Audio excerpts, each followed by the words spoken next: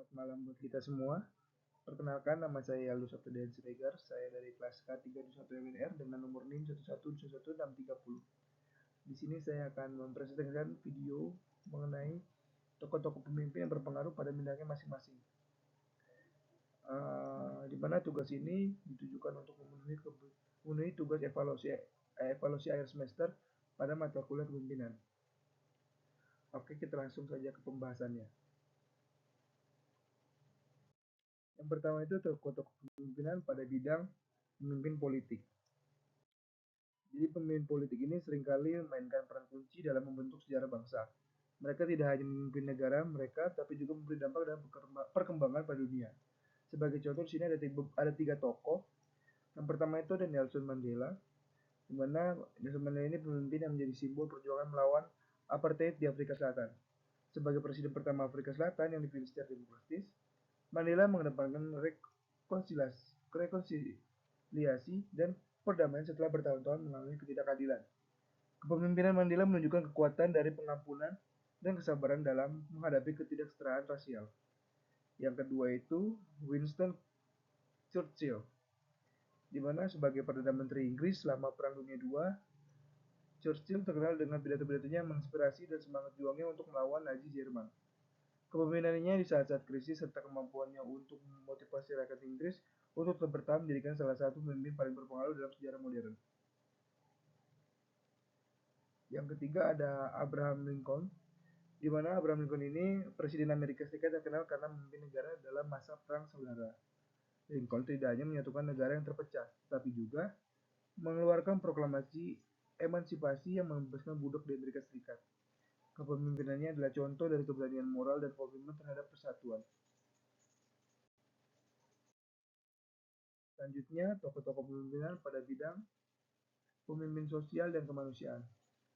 Jadi, tidak hanya di bidang politik, ternyata pemimpin yang memberikan pengaruh besar juga muncul dalam pergerakan sosial dan kemanusiaan.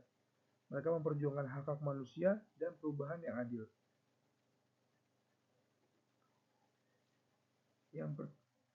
Jadi ada beberapa di sini juga ada tiga tokoh yang berkaitan dengan pemimpin sosial dan kemanusiaan. Yang pertama itu ada Mahatma Gandhi.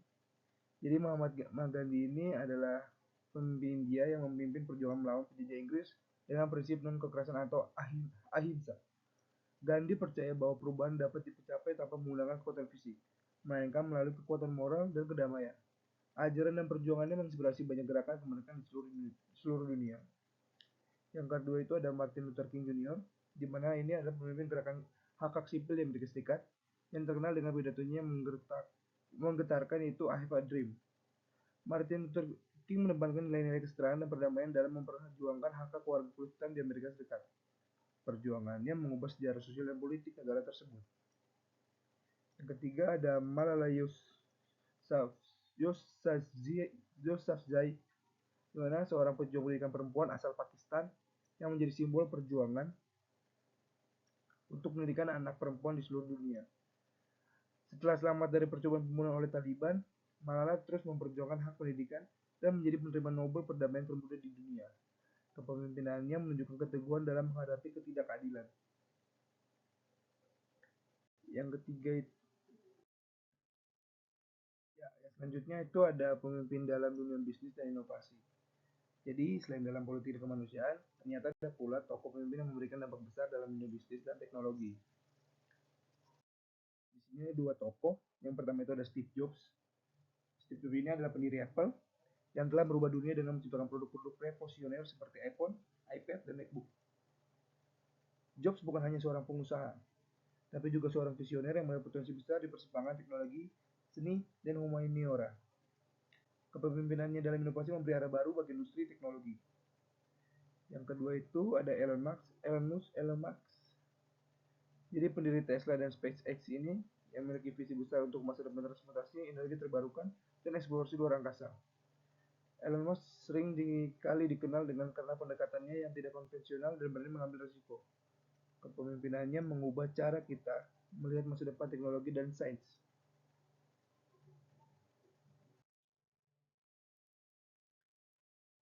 Yang keempat itu ada kepemimpinan dalam budaya dan olahraga.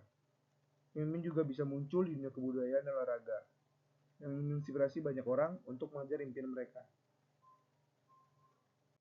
Di sini ada dua tokoh, yaitu Muhammad Ali dan Oprah Winfrey. Untuk Muhammad Ali sendiri, ini adalah seorang petinju legendaris yang tak hanya dikenal karena prestasinya di ring, tapi juga karena keberaniannya berbicara tentang isu-isu sosial. Ali menolak untuk berperang di Perang Vietnam atas dasar keyakinan moralnya. Meskipun hanya menghadapi banyak tantangan, kepemimpinannya dalam olahraga dalam perjuangan untuk keadilan sosial menginspirasi banyak orang di seluruh dunia. Dan untuk Oprah Winfrey sendiri, dia ini seorang pembawa acara dan pengusaha sukses yang menjadi simbol keturunan dan kekuatan pribadi.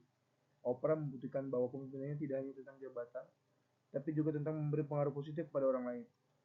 Melalui acara talkshow-nya dan filantropinya, Oprah telah menginspirasi jutaan orang untuk meraih kesuksesan dan menjalani hidup dengan integritas.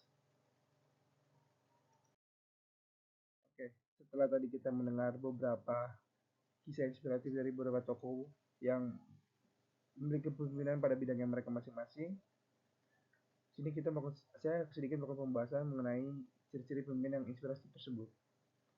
Jadi di mana setelah tadi kita melakukan pembahasan mengenai satu-satu dari tokoh-tokoh tersebut, kita bisa sedikit menarik beberapa kesimpulan mengenai ciri-ciri pemimpin yang inspiratif. Antara lain itu, yang pertama mereka itu mempunyai visi yang jelas.